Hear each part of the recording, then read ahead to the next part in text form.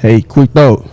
Your potential is limitless, but what are the unwritten rules, the hidden connection, and the financial codes that keep you from reaching it? Let's go and break that down today. What's up, everyone? Welcome back to the Main Quest, a podcast focused on linking our past, present, and future. I'm your host, DeAndre, but you can just call me Dre for short. And today, I'm joined by a very special guest, someone who's, let's just say, a powerhouse figure in this world. She has her own foundation. We're going to talk to that today. Honestly, let's just talk about it right now. So, I'm joined by Mrs. Grace, I might mess this up, but forgive me, Otieno. I said it right? You said it perfectly. You had no mistakes. That was perfect. I'd be lying if I said I ain't spent yesterday practicing how to pronounce it. You good. Alright, so thank you for being here today. So today, episode 4 of the Main Quest. As many of y'all know, it's been a very good journey to be here. And now, I got some more wisdom for y'all, because she finna drop some knowledge on y'all and me, because I need it. So, without further ado, let's get into it. So, Mrs. Grace, if I can call you that, we always start at the beginning with everybody. So, let's go back to your origin story. What was it like growing up? Growing up, I grew up in Arlington, Texas. My parents are two immigrants, and I had two older brothers, and we were just living life the best they could, teach us the education is important, go and do something and be great, right? Mm-hmm. So when you showed me your information, I saw your dad's Kenyan and your mom is, I might mess this up as well, Tanzanian? Tanzanian. From Tanzania. Tanzania, okay. How was that like growing up with two culturally different parents? So it's weird, but they're from two different countries, but those countries border each other, so they're actually from the same tribe, and they have the same culture, just born in two different places. Oh, see. I read the names and I thought, okay. Some Kenyans think my mom is Kenyan because they don't know that tribe exists in Tanzania. Some people have that misconception. So it's not just you. See, I'm learning something already. All right, let's go and get into it now. So, let's talk about the foundation, the Kutana Foundation. What was the motivation behind that? Well, the name, of course, goes back to my origins. My parents being from East Africa, Swahili being the native language of both their countries. So I wanted to tie back to my roots as far as naming this foundation. And so the reason it started was at some point I was teaching high school kids. I was an English teacher, and I coached soccer. And my soccer girls were in my room after school one day. And we were just like getting ready to go to practice. They were doing homework, asking questions and stuff. And I was like, what are y'all doing in life? Like, what are we doing? What happens after high school? And so many of them just didn't know. They didn't know what they wanted to do, if they wanted to go to college. If they did want to go to college, a lot of them didn't know where. It was just these ideas. And so I was like, hey, we got to fix this. We got to make that connection. We got to meet. So the idea behind Kutana means meet in Swahili. So meet your future now. Rather than waiting and being the statistic like me and changing your major over and over and over again, and then figuring out, okay, let me just graduate with this so I can get out of here. Nice. President, that's actually something I'm about to get into about. So, like you said, Katana means meet in, you said Swahili? Swahili. Yes. Side note, what is that? So Swahili is it's a Bantu language in East Africa. It is one of the native languages of both Kenya and Tanzania. See, I'm learning a lot about stuff I didn't even know about. That's all right. That's what we're here to do, learn, right? Yes, that's the whole point of my podcast, to learn. Aside from chilling and vibing, but so Katana means meet in Swahili. So, what was the specific motivation or frustration that convinced you the traditional education model wasn't working and that focused on nonprofit dedicated to meeting professionals was necessary? Well, I realized in life at some point that, hey, like a lot of stuff in where you end up career wise, or whatever, it starts with your network. And we often throw around this phrase, your network is your net worth. But when do we start to realize, when are we taught to actually network?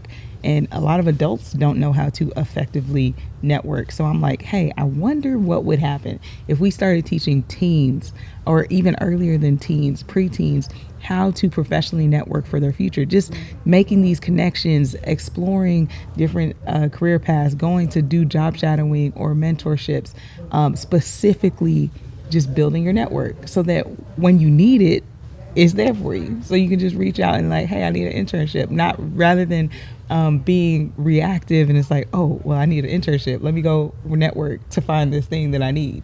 You build your network kind of before you need it so that it's prepared and ready for you. Alright.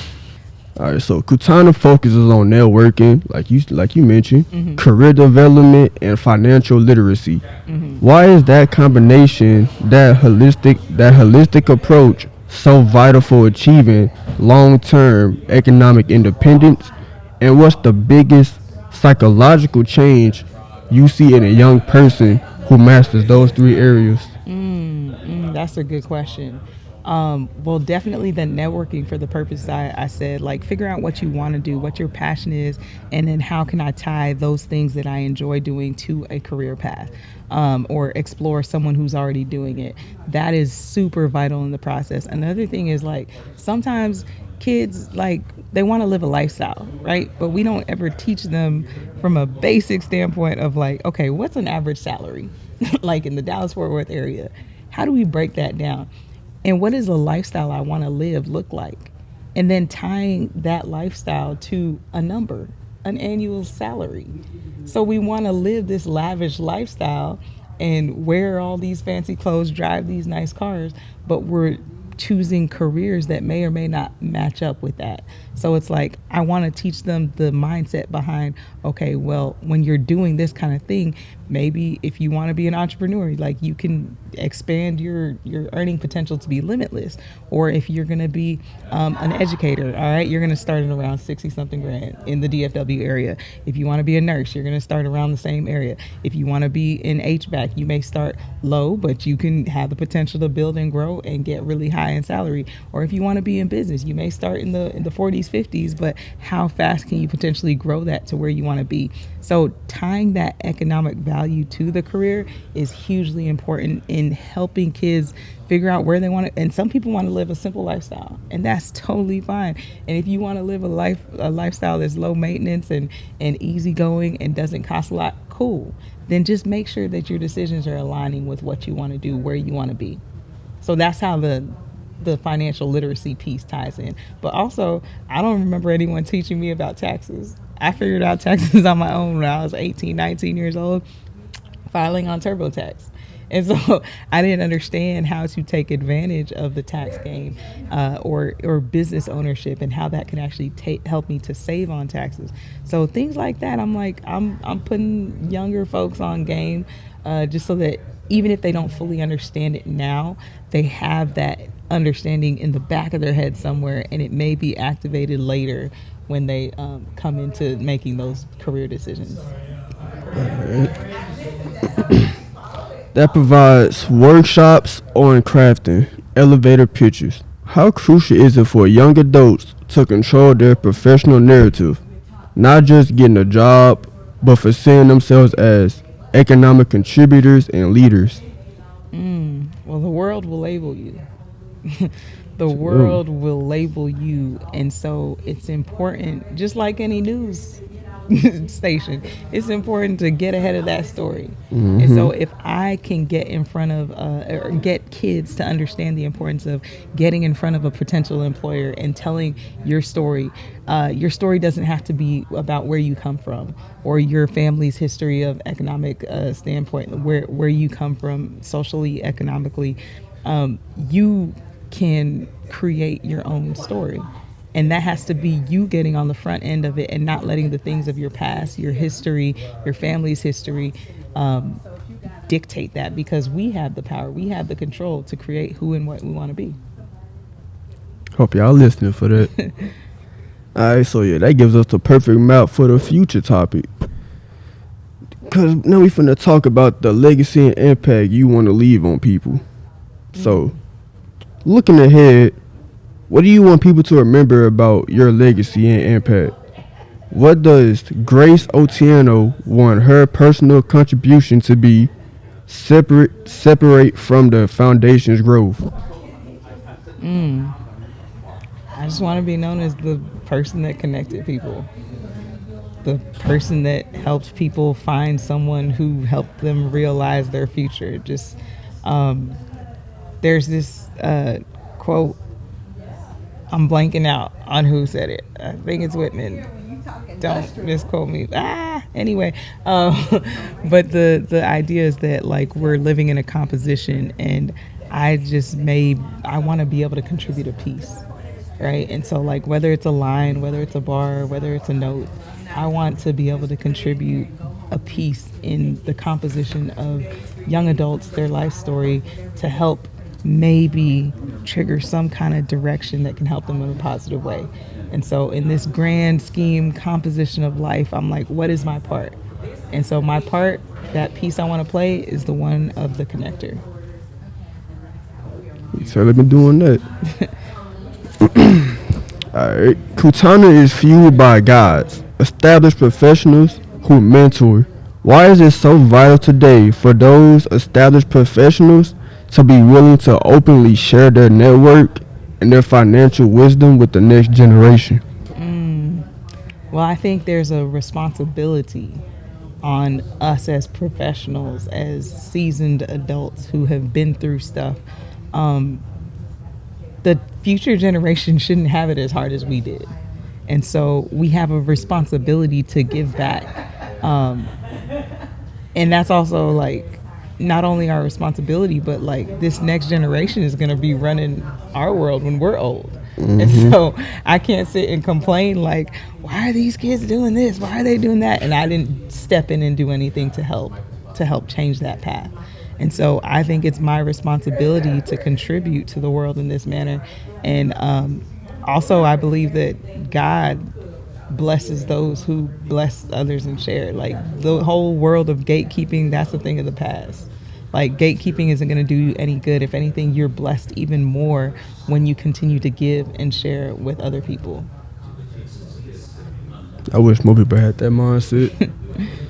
All right, so this ain't the final question because I'm saving this. This is my personal question. How was it like in the early goings of you starting Kutana? So I decided I was going to just do a networking event for teens at the high school where I was working. And so I did. And it was really successful and impactful. And I heard the feedback of kids. And it's not like you just throw kids in a room with professionals and say network. It's like you have to guide the process with so many steps. It has to be carefully curated so that the kids are allowed to feel comfortable and know that, hey, these adults are here for you. Till by the end of several stages of events and little activities here and there, at the end of it, they are open enough to freely ask questions and be like, hey, I want to do what you do, or hey, I want to go to the school you went to. How did you get there? What was your experience like? And it's amazing to see that culmination at the end where these little activities turn into the comfort for someone to be able to open up like that to a room full of adults who are willing to pour into them. All right. Another question for the final one. Were you kind of like nervous at first about starting it? Oh, I'm super shy. Grew up super shy, super quiet.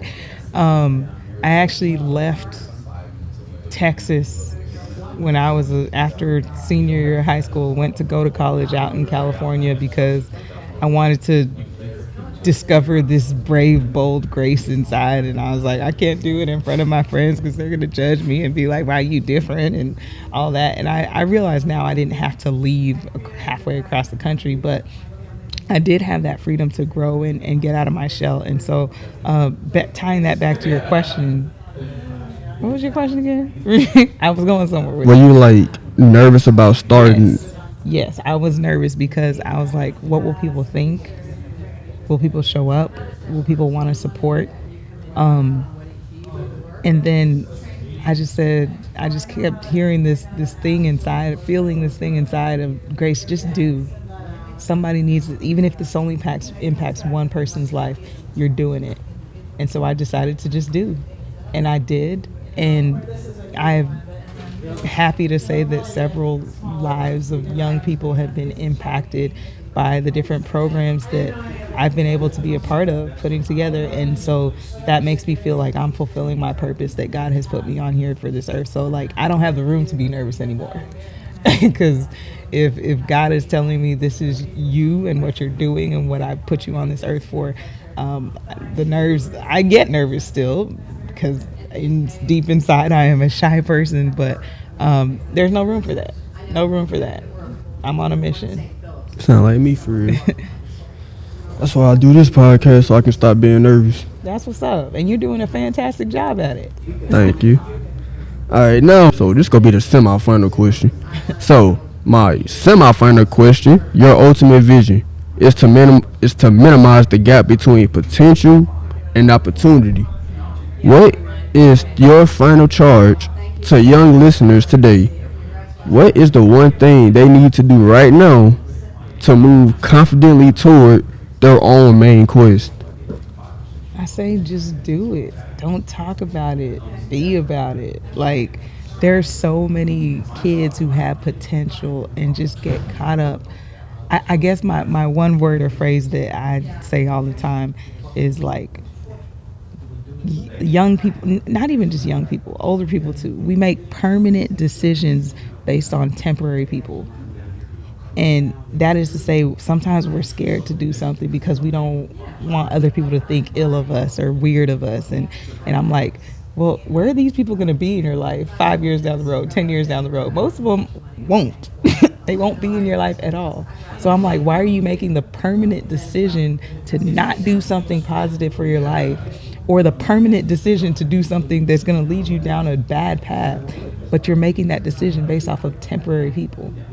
Right? There's a different route you can take. And so that's my charge, that don't be like, oh, they're going to think I'm weird. Like, no, everyone's weird. Cool. Embrace your weird. Everyone has a different kind of weird. I'm weird. You're weird in some way. Like, embrace your weird and get over it. Right? Let's go and get out there and do the things we want to do. Like, you say you want to do this, go shadow somebody in that workplace. You're not serious about that career if you haven't done research. If you want to be go down one career path and you haven't even looked up what schools in your area are offering those programs, and you're a senior, like, come on now.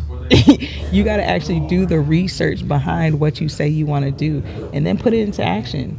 If you don't know how to put it into action, reach out to someone who can. I can be that person. Any young person who reaches out to me and is like, hey, I want to do this, but I don't know a person, I will literally go out and find a person in that career field, bring them to you, and make you connect. And now what? You have no excuse.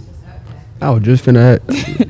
That would be my next question, actually. So if a young person like myself, maybe couple years older or younger than me, looking for something to do, like they can't find a job, just hypothetically, they was kicked out of school for whatever reason, and they come to you looking for like advice, help, and a mentor on life. Yeah. What would you like? Well, you told me, but what would you tell them in that moment? Like, it's alright, don't give up, or like, what would you tell them? I would tell them, you are not your worst decisions. Don't be defined by the bad decisions that you've made in the past. There are plenty of people who have made bad decisions and are now running the world. Right? So don't let your worst decisions define you. And then 2, I'm gonna say, what do you want to do? What do you like to do? Who can I connect you with? Who can I find in my network that's doing what you want to do, so that I can make sure that y'all have a conversation? At that point, I'll connect you, and it's up to you how far you carry that. I can give an opportunity, but I can take you to the water, but I can't make you drink, right? So I would say, hey, if you need a mentor, if you want a mentor, even if I can't find it directly, if you're in a super niche space and I can't find it, I will go looking for it for that person. But if I can't, I'll still connect you with somebody, if not myself, and just like check up on you and be available to have conversation or help you get to resources, guidance, whatever. No one's worth giving up on. Especially not yourself. So, yeah. I'm trying to think of some more questions because you got a brain. I'm trying to pick some more. Dang, what can I ask you? Cause like you got a lot of good stuff to talk about, and I want to just hear about it. So I'm trying to think of something good to ask. Cause I used up all the script questions. It's like when I find a good guest to talk about something. It's all good. Hey, we can always make it run it back for a part 2. Yeah, we sure can. Down the line. Run it back. Yeah, part 2 next week. Cause that's All right, what an amazing segment on the main quest. Thank you, Grace Otieno, for your time, and for sharing that incredible journey and mission with us.